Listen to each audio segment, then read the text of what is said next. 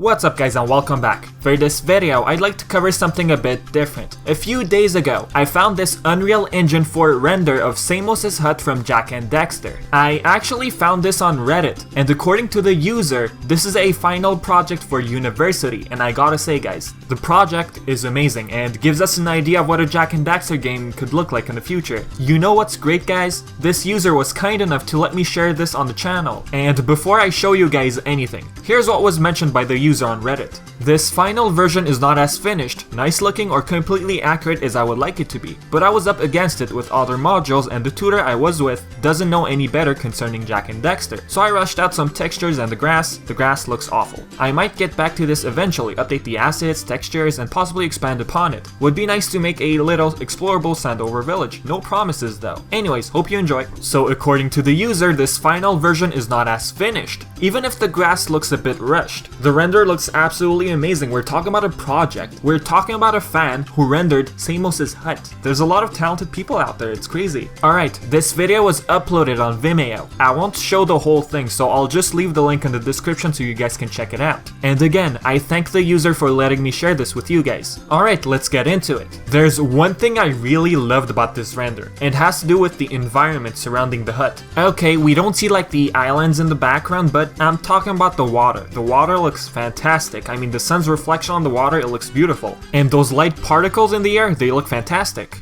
Pretty much, this render is only Samos's hut. We don't see locations in the background, and who knows how long this render took. I mean, we're talking about building an environment on the Unreal Engine 4, and like the user said on Reddit, maybe this might get expanded in the future, and if so, I'm really looking forward to it. Like, what this person did looks absolutely fantastic. Alright, for the layout, everything looks the same. The palm trees surrounding the hut, the ledges, Kira's location on the first floor, not to mention the windmill. We also have that top part on the roof. After seeing all this, the person literally took what we have and completely transformed it. It's crazy how people take their time to recreate something we love. Just watching this makes us want to play a modern Jak and Daxter game on the PlayStation 4. Alright, like I said before, this person took what we had and transformed it. I mean, look at the ropes, look at the pots, look at the plants, like every detail is in this render, it's crazy. Not to mention the flowers on the palm tree. I don't know if you guys noticed that. Okay, for the grass, before people start complaining in the comment section,